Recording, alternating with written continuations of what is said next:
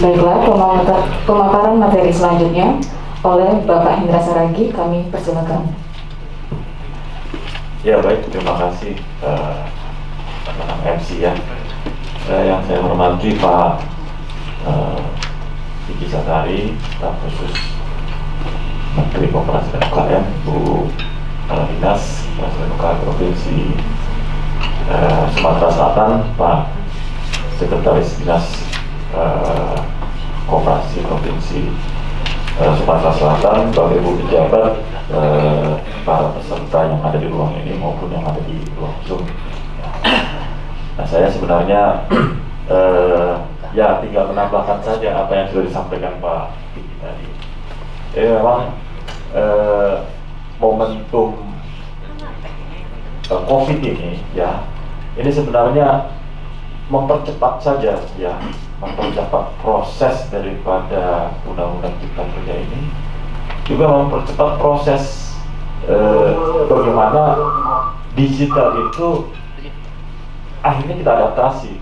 Ya harusnya mungkin kayak seperti apa, Zoom meeting ya, segala sesuatu yang kita lakukan selama beberapa bulan ini sebenarnya yang akan kita lakukan itu mungkin 4-5 tahun lagi gitu loh ya. Nah, Menpan juga sudah memikirkan itu, bagaimana rasionalisasi pegawai ya, bagaimana Google ataupun perusahaan-perusahaan digital di luar itu dia nggak perlu datang stay di kantor itu setiap hari, enggak ya. Mereka udah mulai itu, mungkin datang seminggu sekali ya, atau 2 minggu sekali, mereka bisa bekerja di mana saja. Dan pandemi ini yang membuktikan bahwa itu bisa, dan itu ditarik mundur 4-5 tahun yang ke depannya itu ke tahun ini. Jadi memang ada hal-hal positif dan negatif sebenarnya dari suatu kejadian itu ya, yang kita harus berpikir positif ya. Bukan berarti kita tidak prihatin dengan kondisi-kondisi yang ada sekarang. Jadi baik Bapak Ibu sekalian, saya coba menyampaikan ya terkait dengan kenapa sih ada Undang-Undang Cipta Kerja, apa sih benefitnya, apa sih kemanfaatannya ya. Nggak mungkin suatu produk itu tidak ada kemanfaatannya, pasti ada kemanfaatannya ya. Nah, kita lihat dari coba slide berikutnya ya.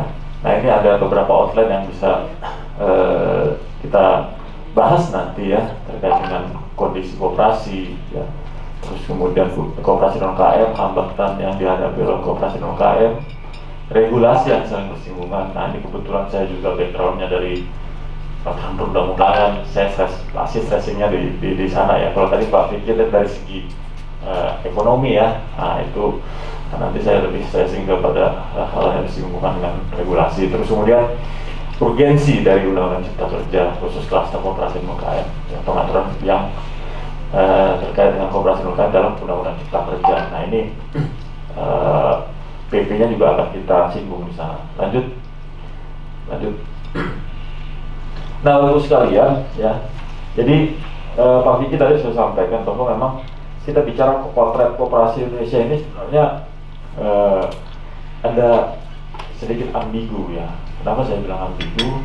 Bahwa konstitusi kita itu jelas menempatkan koperasi itu sebagai sokong buruh ya, pilar daripada perekonomian Indonesia ya.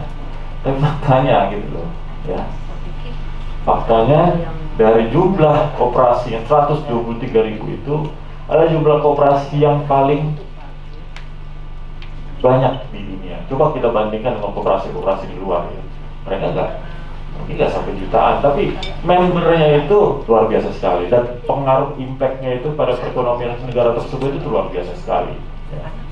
Nah, kita lihat memang ada kecenderungan kita akan merasionalisasi ataupun menyesuaikan ya. Kalau di Sumatera Selatan ini saya tidak tahu sudah berapa banyak koperasi yang dibubarkan ya, karena kita penekanannya tidak kepada kuantitatif, tapi justru kepada kualitas daripada koperasi yang bersangkutan ya. Dari tahun 2016 ya, 2015 itu ada 210.000 sebenarnya koperasi ya. Tiap tahun itu kita coba rasionalisasi, masukan-masukan dari dinas itu ada koperasi-koperasi apa saja yang memang tidak layak untuk beroperasi dan yang akan kita bubarkan ya. Nah ini di tahun 2020 ya, itu per Juni itu koperasi sebanyak 122.000. Jumlahnya masih cukup banyak juga. Dan faktanya ya, ini juga Bapak Ibu sekalian, mungkin juga di Zoom ya, Bapak Ibu Kepala Dinas Kabupaten Kota ya, itu ternyata RAT itu baru 33.565 ya, dari persentase itu 27,29%. Nah ini bagaimana kita mau menilai koperasi itu baik dan buruk kalau RAT-nya tidak diselenggarakan? Padahal Undang-Undang 25 tahun 92 jelas menyebutkan bahwa bila mana memang ya 2 tahun berturut-turut koperasi yang bersangkutan tidak RAT bisa dibubarkan ya. Nah ini harus kita perhatikan. Nah memang tidak sulit, tidak mudah ya, karena ada 3 klaster Pak sebenarnya ya. Koperasi itu ya tidak diketahui lagi domisilinya, tidak ada pengurusnya ya, tidak ada usahanya ya. Nah itu gampang sebenarnya. Tapi ketika koperasi itu ya memang misalnya sudah tidak ada pengurusnya ya, usahanya tidak ada, tapi punya piutang, punya tanggungan ke pihak ketiga ya, ini seperti apa ya. Dan yang ketiga ya, memang dia sengaja nggak mau RAT, itu banyak. Kenapa? Mungkin ada pengurus-pengurusnya yang memang nakal, tidak mau menyelesaikan kewajiban dan lain sebagainya. Nah ini juga menjadi tanggung jawab kita ya, pembina baik itu pusat atau bisa kabupaten kota, coba melihat dan mendorong ya, koperasi itu segera untuk melaksanakan RAT. Nah saya pikir ya, di undang-undang di undang-undang Cipta Kerja itu juga diberikan kesempatan kepada koperasi untuk menyelenggarakan RAT secara daring dan luring ya. Nah daring dan luring itu sebenarnya memberikan kemudahan kepada koperasi untuk melaksanakan RAT dengan keterbatasan. Nah masa pandemi kemarin memang kita sudah mengeluarkan surat edaran Bu ya, yang harusnya kuartal pertama yang kita geser, yang mundur ya. Tapi ternyata banyak juga yang belum melaksanakan RAT ya. Padahal misalnya contoh dengan keterbatasan ya, mungkin dia tidak bisa kumpul-kumpul seperti kita sekarang ini ya, itu mungkin di satu ruangan cukup 5 atau 10 ya, tapi itu terhubung nanti dengan Zoom misalnya. Yang penting kehadiran daripada anggota itu dalam rapat anggota tahunan itu sesuai dengan quorum ya, karena memang rapat anggota itu kan penyelenggarannya harus quorum dan hasilnya juga bisa dilaksanakan oleh koperasi yang bersangkutan ya. Nah seperti yang sampaikan Pak Vicky tadi, memang dari segi PDB itu rasio PDB koperasi itu sangat minim sekali ya. Di tahun 2019 itu hanya 5,54% bayar, sangat kecil sekali. Padahal konstitusi kita yaitu menempatkan koperasi sebagai soko buruh, sebagai pilar ekonomi. Nah ini sebenarnya ya utang kementerian juga Pak Vicky ya, bagaimana mendorong itu ya, sehingga konteks koperasi sebagai usaha yang memberdayakan masyarakat itu bisa terpenuhi ya. Nah jumlah anggota juga dari tahun 2019 itu ada sekitar 22.463.738. Nah ini juga jadi concern ya. Karena koperasi itu kita dorong sebenarnya prinsipnya membership ya, kekuatan daripada anggota. Ada pertanyaan begini ya, kalau kita sama-sama ketahui bahwa di Undang-Undang Cipta Kerja itu kan pendirian koperasi cukup didirikan oleh 9 orang. Nah, ada pertanyaan yang mungkin nanti jadi diskusi kita. Pertama, 9 ini apakah terus 9 orang ya? Tidak perlu penambahan ya. Yang pertama. Kedua, bagaimana kalau yang sudah berdiri yang 20, 30, 40 ya, apakah perlu di situ? Ada pertanyaan-pertanyaan seperti itu. Tadi saya jawab sederhana saja bahwa itu adalah jumlah minimal ya. Ketika dia berdiri silakan 9.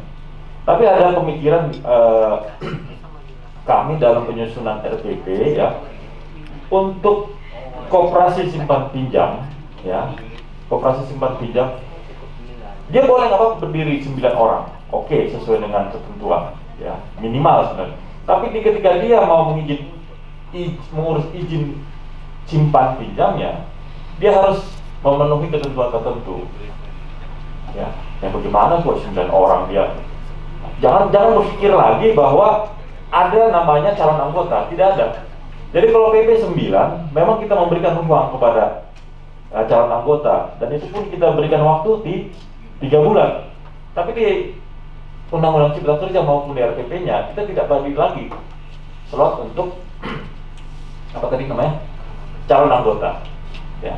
Jadi tidak berpikir bahwa ya mohon maaf, koperasi-koperasi yang sekarang itu masih base-nya itu masih memberikan ruang begitu besar pada calon anggota, itu nggak ada lagi ya, itu nggak ada lagi ya. Jadi ini juga menjadi tanggung jawab kami dari Kementerian Koperasi ya. Memang rohnya koperasi di member itu ya. Kalau dia mau melayani yang bukan anggota silakan, koperasi juga bisa bikin bank, kenapa tidak? Atau koperasi LKM misalnya ya. Tapi ya sekali lagi ada ketentuan-ketentuan yang harus disesuaikan seperti itu ya. Jadi kita coba nanti ya, kita memberikan ruang kemudahan, tapi ruang pengawasannya itu kita perketat ya. Nah ini nanti ada struktur baru di kementerian ya. Memang strukturnya sangat berbeda sekali ya. Nanti tidak ada lagi deputi pengawasan kelembagaan, tidak, tapi ada satu deputi yang khusus menangani perkoperasian. Di situlah digelondongkan semua, termasuk pengawasannya. Jadi beberapa hal tadi terkait dengan koperasi. Terus kemudian kita lihat juga potret UMKM. Kalau pakai ini ngomong ngep gitu ya, bisa hypo apa namanya itu. Nah, jadi potret UMKM dari tahun 2015 sampai 2018 ya. Kalau kita lihat jumlah UMKM itu stagnan, Bu. Di terakhir itu jumlahnya 64 juta sekian. Ini data yang given ya. Mungkin kementerian lain juga, berapa jumlah UMKM? 64 juta sekian ya. Asosiasi juga begitu. Ditanya, mungkin Pak Ketum HIPMI Sumsel ditanya berapa sejumlah UMKM, pasti rujukannya ini ya. Nggak jauh dari situ ya. Nah, kalau kita lihat statistik dari tahun 2015 sampai 2018 ya, itu di situ aja. Antara 59, 61 sampai ya, siapa? Jadi di jumlah demikian. Nah, sebenarnya dari konteks pembinaan itu kurang baik, Pak. Nah, kalau dari jumlah tenaga kerja, jumlah usaha itu kan 99,9%. Nah, kalau ini berjalan terus, ya, ini habis energi pemerintah untuk melakukan ini, ya, untuk melakukan pembinaan kepada pelaku usaha mikro. Memang kita dorong supaya mereka scaling up, naik kelas. Apa itu? Ya, kita berikan fasilitas, insentif, ya, pembinaan, ya, pelatihan dan lain sebagainya. Ya. Dan di tahun 5 atau 10 tahun lagi itu seperti kantong semar, bukan seperti piramid. Kalau sekarang kan piramid ya, dimana level paling bawah itu pelaku usaha mikro, Ya. Level paling rendah seperti kantong semar yang memang pelaku usaha kecil menengahnya itu yang banyak. Dan justru itu dia bisa menolong sebenarnya pelaku-pelaku usaha yang di bawahnya, mikro dan kecil. Nah, kalau kita lihat dari kontribusi UMKM itu total PDB itu 61%, ya. Lapangan kerja seperti yang disampaikan tadi 99%, ya. Total tenaga kerja 97%. Nah, ini juga sebenarnya Bapak Ibu sekalian, mungkin teman-teman kepala dinas provinsi, kabupaten, kota, dan teman-teman sekalian ini bisa juga mengedukasi gitu ke masyarakat, ya. Undang-undang Cipta Kerja itu sebenarnya ya undang-undang untuk meningkatkan penciptaan tenaga kerja melalui apa? Yang melalui koperasi dan UMKM sebenarnya. Nah, kalau dilihat dari jumlahnya ini kan 97% sebenarnya yang disumbang oleh pelaku usaha mikro dan kecil. Pelaku usaha besar menengah itu hanya 3%.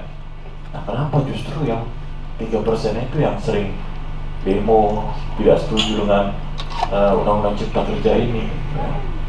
Nah, ini juga sebenarnya perlu dibaca utuh, ya, isi daripada undang-undang Cipta Kerja ini, sehingga masyarakat juga tahu, ya, apa yang diatur di dalam undang-undang Cipta Kerja ini. Karena prinsipnya undang-undang Cipta Kerja menggunakan metode omnibus ini sebenarnya kan tidak mengubah secara keseluruhan dari 78 undang-undang yang direview itu, ya, itu mungkin hanya satu ayat atau satu pasal, ya, tidak ada yang diubah secara keseluruhan, tidak ada yang dicabut secara keseluruhan, ya. Nah, ini teknik ataupun pola omnibus itu seperti itu. Dia sebenarnya kan kayak bis yang umum itu, Pak, ya. Misalnya dia dari satu tempat ke tempat yang lain ambil orang, satu dari tempat yang lain ambil orang, kan begitu, ya. Nah, itu juga begitu. Jadi dia jalan, undang-undang UMKM nomor 20 tahun 2008, apa itu yang diambil? Kriteria. Apa yang diambil? Tentang kemitraan. Bergerak lagi dia di Undang-Undang 25 tahun 92. Apa yang dia diambil? Tentang pendirian, ya. Terus masukin lagi terkait dengan rapat anggota, ya. Terus kemudian Undang-Undang 40 tahun 2007 tentang PT.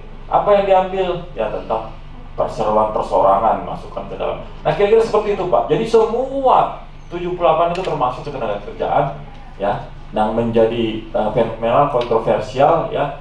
Nah, itu sebenarnya kan hanya 5 pasal di dalam, tapi gaungnya luar biasa sekali, ya. Nah, padahal tidak undang-undang tenaga kerjaan itu yang dicabut terus kemudian diatur, kok jadi sedikit? Tidak, hanya beberapa pasal saja, justru ada beberapa juga yang disempurnakan. Karena melihat tenaga kerjaan ini kan tidak hanya dari sisi tenaga kerja aja, ya, Pak, ya, tapi bagaimana dari sisi pemberi kerja. Ya, kalau kita melihat sisi tenaga kerja aja, ya lari mereka, Pak, ya kan, seperti itu. Jadi itu dari potret koperasi dan UKM, ya. Terus kemudian lanjut. Nah, ketika kita melihat manfaat ataupun kegunaan daripada Undang-Undang Cipta Kerja ini, ya, kita mau lihat sebenarnya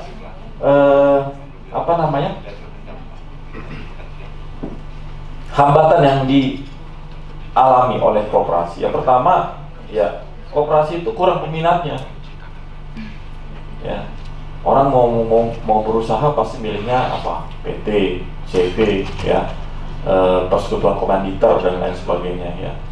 Mereka apalagi yang sebelumnya itu 20 orang. Waduh, saya juga pernah diriin koperasi, Bu. Misalnya yang sepakat itu cuma 5 orang, Bu. Ya, 5 orang. Udah kita semangat. Cari 20 orang. Iya, kalau dia sama-sama kita gimana? Kalau enggak, waduh. Iya, enggak jadi, Bu. Akhirnya enggak jadi, ya kan? Nah, jadi ya memang harus dibedakan, ya, antara komunitas tadi, ya, yang melakukan usaha sama yang pur melakukan usaha, yang punya visi yang sama. Saya pikir untuk yang usaha-usaha yang kreatif, ya, yang segala macam nggak bisa lah, ya dia harus sampai ngumpulin orang seperti itu, nggak bisa. Paling ide kreatif itu kan hanya beberapa orang ya. Ya akhirnya mereka sepakat oke langsung tak ya. Tapi kalau misalnya ngumpulin 20, nah pemikiran-pemikiran ataupun kondisi tersebut ya menginspirasi ya kami ya di Kementerian Koperasi. Sebenarnya awalnya seperti disampaikan Pak Vicky tadi, 3 orang Pak kita usulkan ya. 3 orang dengan pemikiran ya, biasanya yang punya ide sama itu ya sekitar segitu, dan kita benchmark di beberapa negara juga Pak ya, dari Amerika, Eropa ya dan lain sebagainya. Itu benchmarknya di jumlah itu ya, ada yang 3, ada yang 5 ya, Belanda, Jerman ya, Italia juga ya, itu di antara segitu, ada yang 7 juga ya. Tapi karena memang ya kita kan ada undang-undang yang masih pending Pak, undang-undang RUU perkoperasian ya, yang sempat kita mau golkan itu tahun 2000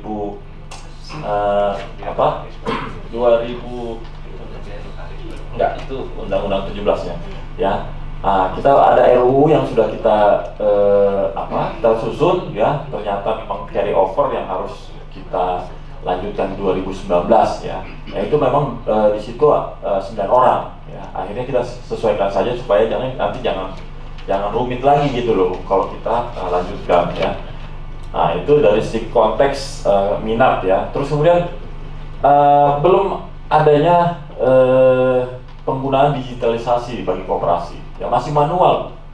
Orang mau mendirikan koperasi itu ya seperti saya bilang tadi harus tatap muka ya, terus kemudian mereka harus berkumpul di satu tempat ya, belum ada penggunaan digitalisasi. Begitu juga laporan keuangan ya dan lain sebagainya. Terus kemudian belum adanya transparansi ya, masih masih konservatif dia ya, masih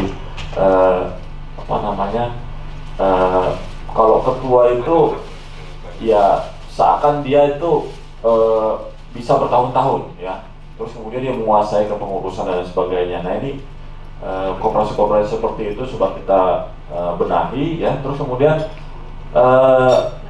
SDM-nya masih lemah ya, ini fakta. Jadi beberapa kondisi tadi ya terkait dengan koperasi yang memang menjadi dasar bagi kita untuk mereformasi ya, koperasi Indonesia.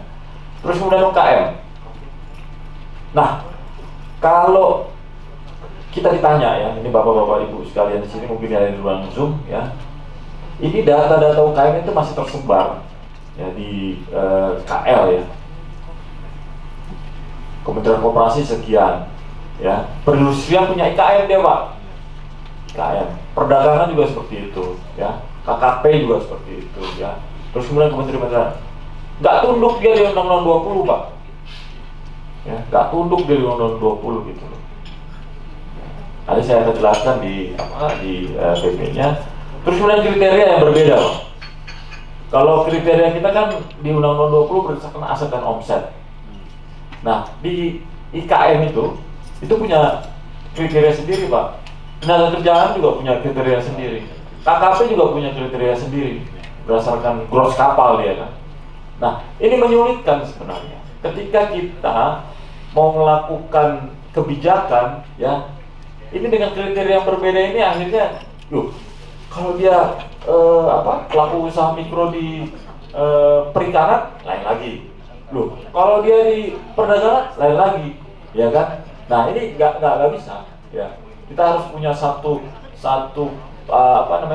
platform yang sama terkait dengan kriteria. Makanya kita mau atur itu di PP ya, itu panjang dan lebar, nanti kita akan sampaikan juga ya.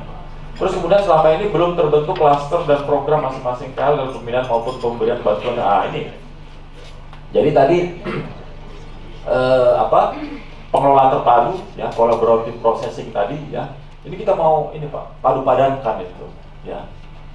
Perindustrian melakukan apa, perdagangan melakukan apa, pariwisata melakukan apa ya, terus kemudian SDM melakukan apa, sehingga kita punya peta Pak, punya satu stranas ya, strategi nasional. Nah ini kita sudah masukkan juga dalam PP kita ya, sehingga nanti presiden ini harus mengguidance ya, punya satu satu komando Pak, ya, dalam Stranas tersebut, dan sebagai arrangernya itu nanti Kementerian Koperasi dan UKM.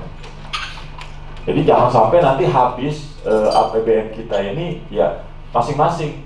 Kan ada di daerah, mungkin Bu Kadis juga udah pernah ngalami juga. Kementerian UKM memberikan insentif misalnya kepada pelaku UKM A misalnya kan, datang lagi perindustrian, datang lagi perdagangan, datang lagi yang lain. Yang sebelahnya nggak dapat kan. Nah itu kenapa? Pertama karena data. Ya, kedua tadi ya karena tidak ada sinergi tadi gitu loh. Nah yang kayak seperti ini sebenarnya udah di depan mata kita, tapi kita mau melakukan apa? Nggak bisa melakukan apa-apa karena memang ya masing-masing KL kan punya program, punya anggaran juga ya, dan itu tidak menyalahi kan seperti itu. Nah jadi konteks-konteks yang itu yang memang kita harus sinergikan. Nah, yang keempat, selama ini pola kementerian dinilai tidak berkesinambungan, terlalu luas dan tidak membantu pengembangan UKM. Nah, Pak, jadi Undang-Undang 20 sama PP 17 tahun 2013 ya. Nah, ini juga saya harapkan juga teman-teman kepala dinas ya, provinsi, kabupaten, kota itu baca juga aturan ya kan. Nanti kalau misalnya pelaku UKM-nya datang lebih pintar dia, kan kacau kita kan. Pak, begini. Karena dia nggak baca, pokoknya kayak gitu kan. Nah, jadi saya pikir aturan ini banyak sekali, dari mulai undang-undang, ya PP, ya Perpres, ya Permen. Nanti diturunkan lagi peraturan gubernur, ya peraturan bupati, kabupaten, wali kota. Wah, panjang dan lebar, ya. Nah itu harus kita kuasain Pak. Ya, jangan sampai nanti karena kita tidak menguasai aturan itu, kita mengeluarkan kebijakan yang justru bertentangan dengan aturan. Ya. Nah ini kita concern lah terkait dengan itu ya. Terus kemudian banyaknya izin yang harus dipenuhi oleh pelaku UKM seperti ya SIUP, ya UMK, NIB, IWI, macam-macam ya. Nah ininya bottleneck-nya ya, hambatannya itu nanti akan kita jawab di Undang-Undang Cipta Kerja ya. Terus membiayai BUMN disarankan oleh pemerintah untuk meningkatkan modal UMKM dengan skema subsidi bunga dan subsidi penjaminan dengan melibatkan lembaga keuangan. Nah ini juga nanti ada insentif fiskal dan pembiayaan ya di dalam Undang-Undang Cipta Kerja. Nah Bapak Ibu sekalian, lanjut ya. Itu tadi gambaran ya, potret koperasi dan UKM, terus hambatannya apa. Nah, secara umum ya, kita lihat bahwa di Indonesia ini hyper regulated. Tahu nggak hyper Pak? Hah? kayak hyperman gitu ya. Nah, hyper regulated. Tahu nggak berapa banyak Pak? Iya, berapa banyak ya. Nah, ini datanya ya, itu ternyata ada kurang lebih 43.604 ya, dari mulai undang-undang dasar, undang-undang, PP ya, sampai ke bawah tadi pergub ya, perwali ya, perda ya, apalagi itu udah. Nah, iya Ibu, 43.000 hyper regulated ya. Nah, itu sudah dilakukan ya, omnibus ini oleh beberapa negara. Ya termasuklah yang dilakukan oleh Korea Selatan misalnya, dengan memangkas begitu banyak regulasi-regulasi ya. Memang pertama tidak sinkron, yang kedua justru menghambat investasi dan ekonomi ya. Terus kemudian dari ranking ataupun peringkat Ease on Doing Business, nah Pak